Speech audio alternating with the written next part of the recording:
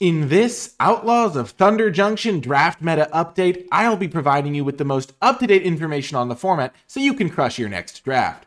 First things first is the format news, and we'll be kicking things off with a classic headline, What's Good?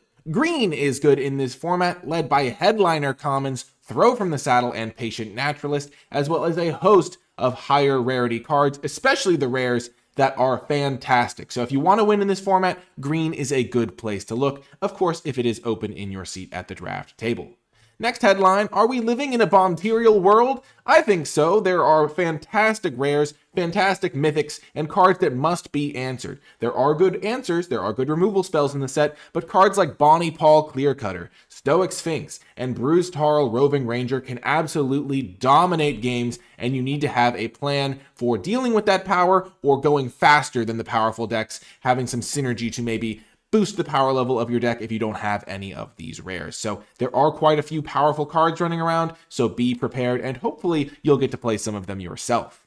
And our final headline, is it time to get splashy? Yes. Dance of the Tumbleweeds is actually a very strong green source of fixing. Mirage Mesa is a land that every deck gains access to that can fix for any color you want. And of course, the crime lands are absolutely fantastic. So prioritize these sources of fixing so that, as we talked about on the previous headline, if you have the option to pick up a powerful rare off of the splash, you'll have the tools to do so. So if there's a pack where there maybe isn't a good card for you, taking a land is always a good backup option because it can enable good splashes down the road, and it is something that I find myself doing very frequently in this format to great success. Moving on to the meta market, kicking things off with the archetype rankings. At number 1, we have green-black Graveyard Value. Now, it is of course important to mention that a lot of these green decks end up splashing or dipping into another color using the green fixing, using the crime lands to gain access to powerful cards, but green-black Graveyard Value just has really powerful cards across the board, a great synergistic game plan of its own. It's nearly impossible to beat in the late game, especially if you have a really good rare to go like fetch back from your graveyard, because the recursion is off the charts. So get some really good creatures, get them back over and over, win the game. Next up is Green-Red Stompy. This is another deck that just has really good high card quality. You'll notice green is once again a part of this deck. It can curve out, it can really pressure the opponents, and while it does have a minor theme of caring about 4-powered creatures, you can also just play really well-statted creatures that don't really care about the theme as much because the theme just kind of naturally occurs as you play your creatures on curve. Next is Blue-Green Ramp. This is a deck that almost always fixes and is often somewhat reliant on getting good cards to splash, but the fixing is there to support it. You can stall, you can get to the late game, and this sort of deck really can thrive, especially if you have some really good cards to fix. You often are going to be playing blue-green base plus another couple of colors, so keep that in mind. If you are building this ramp deck, you want to make sure you have the powerful tools in the late game because you're going to be a slow deck, and so if your opponent has better cards than you, then you might not be able to defeat them in the late game. So splash good removal spells in this sort of deck, but you can build a nice late game deck, sometimes with a nice little deserts theme. Next up is Blue-Black Crime Control. This is a really nice late game deck that actually gets late game tools at lower rarities. So some of the blue-black uncommons are really, really good for grinding out value in the late game, helping you stabilize, helping you gain card advantage. And this is a deck that really, really likes the crime lands. So playing half on-color crime lands, so in your blue-black deck, maybe playing a green-black crime land just for the extra source of crime committing can be really, really powerful. This deck gets good removal, good card advantage, and it's really just the sort of deck that can really grind into the late game and play some really sweet value games. Next up is Green-White Mount Aggro. This is one of the best aggro decks in the format. It is also one of the best home for white cards, especially some of the aggressive white cards that maybe don't feature as heavily in some of the more grindy white decks. So this is the real deck where you can pressure your opponent, get off to a quick start, and kill them before they can leverage their card advantage, and get under them before they can play any of their bombs. Now, there are some really good bombs that fit into Green-White Mount Aggro, but it's also the sort of deck that can compete with just commons and a lot of really good uncommons, and fight against the decks that maybe have higher power level overall by killing them before they can deploy their powerful cards. Next up is Blue-White Flash Control. This is kind of the opposite end of what white has to offer. Blue plays very well as a controlling color, fitting well, as we already said, into the ramp and crime control decks, but also into this flash control deck. Oftentimes you just want to get an early creature down that can maybe hold the fort, a couple early creatures, and then start holding up your mana so you can flash in threats or answers depending on what your opponent plays. If they don't play something you need to answer, you flash in a threat and things like that. This deck can really take over in the late game, especially if you have the right tools, and can also sometimes splash as well, even though it doesn't have the fixing supplied by green. Next up is Black-Red Outlaw Aggro. This deck can be really synergistic if you get a lot of Outlaws into play. It does have a little bit of tension because black and red tend to be the sort of colors that just have a lot of removal spells, so sometimes it's hard to build an aggressive deck when you're prioritizing removal super highly because you'll end up with a bunch of removal spells, kill all your opponent's cards, and then not have a lot of slots left over for your aggressive curve out. But if you can make that balancing act work of getting enough Outlaws, getting some Outlaw synergy, and then pressuring your opponent using removal to force through attacks, this deck can be really, really quick and really, really scary. Next is White-Black Sacrifice. This deck, it might be looking like these are coming down to the lower end of the archetype rankings, and they certainly are, but that is somewhat a reflection of how often they come together or how often it's correct to draft them, instead of necessarily the power level once you get into the archetype, because this deck can do some very, very strong things if you get the synergy pieces, the gold uncommons that go into the deck, the sacrifice fodder, and the sacrifice outlets that are good. And this is the sort of deck that, when it is correct to draft it, you can get some really, really powerful synergies going on and can grind into the late game with the best of them. So keep an eye out for this deck. It's definitely a good home for some of the more mid-rangey white cards. The black removal shines here, and it also gets to leverage just some of the good gold cards that other decks can't touch because they're in white-black.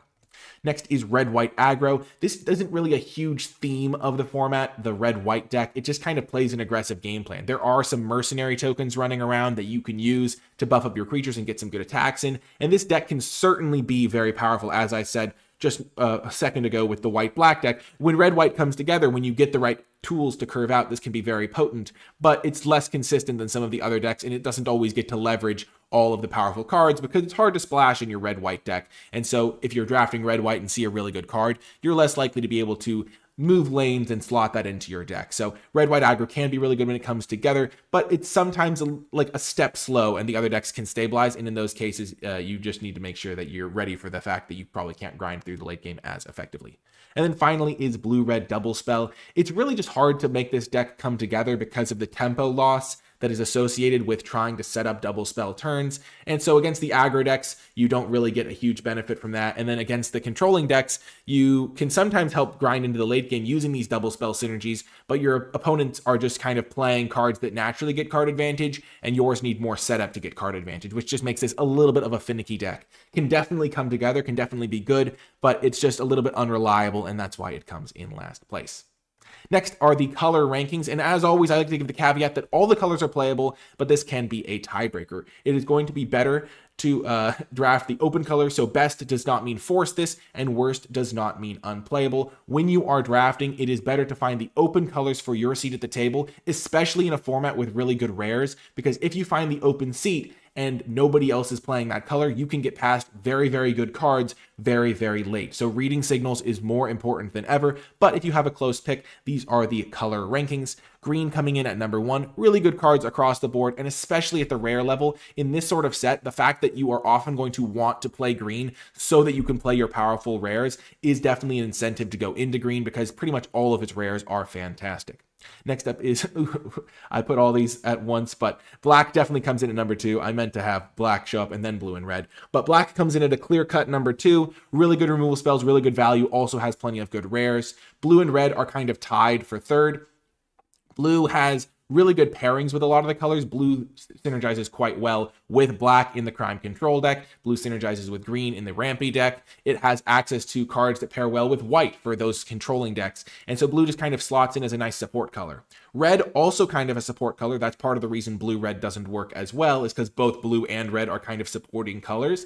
But red pairs well with green in the Stompy deck. Red can get some synergies going with the Outlaws deck. The red-white deck isn't as effective, which is why it comes below blue in the rankings, but still a pretty nice place to end up in terms of like basically tied for third. And then white coming in last. One of the problems with white is some of its cards are geared toward aggression. Some of them are geared more towards controlling side of things. I think that the white-green Mounts deck is maybe like the best home for white cards, but white-blue control can be really, really nice as well. And then white-black and white-red can be powerful when they come together. White also still has access to some really powerful rares and mythics at the higher rarity, so it's definitely not bad to draft white. Just if you have a close pick, it's probably better to lean towards some of the other colors.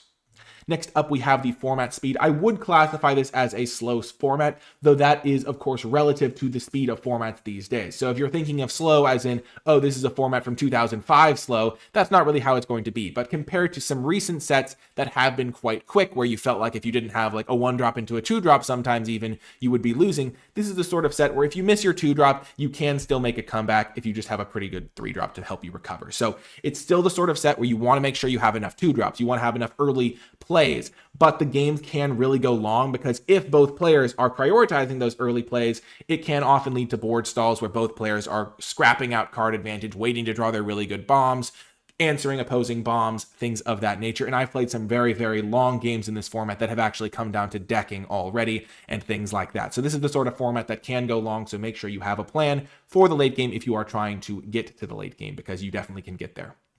Moving on to some of my sleeper picks as the final part of this draft meta update. First up, we have Gold Pan. This is the sort of card that you don't want in every deck, but in some of your aggressive decks, this can be really effective. Sometimes just playing this as a 2-drop so that you can ramp out a 4-drop early can be really nice. Sometimes you have some tools that can synergize with it, such as the Nurturing Pixie, which can bounce the Gold Pan so that you can then reset the Gold Pan and get another treasure, which is really nice, while also getting your Nurturing Pixie up to a 2/2. And then another card I like with Gold Pan is Form a Posse, because the treasure actually then has utility in the late game because it'll get you an extra mercenary when you top deck the Form a Posse in the late game, which has been very relevant for me as well. And then Gold Pan fits really well with mercenary tokens because turning a 1/1 into a 2/2 is a meaningful buff. So Gold Pan, definitely the sort of card that can fit well into your aggressive decks, though you don't really want it in your controlling shells, but I wanted to give it a shout out because I see this going around quite late.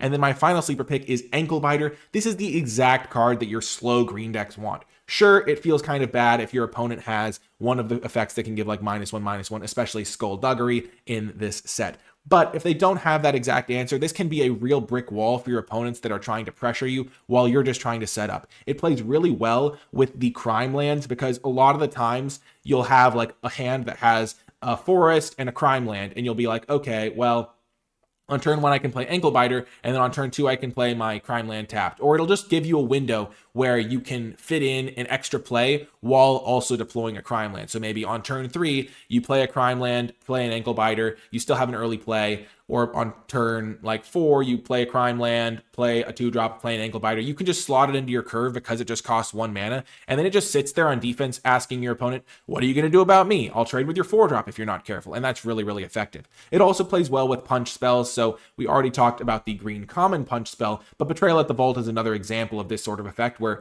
if Ankle Biter deals the damage, the death touch will still apply. So that's something to keep in mind as an extra synergy with Ankle Biter, though mostly it's just a cheap roadblock. If you would like to access some of my thoughts in more of a form like this, this is a draft cheat sheet of sorts that has this sort of information all presented in one place. As you can see, red and blue were so close that on this one, I put red ahead of blue. They're kind of like in that flip-floppy state, and I wanted to reflect that by kind of showing off how they can kind of go either way.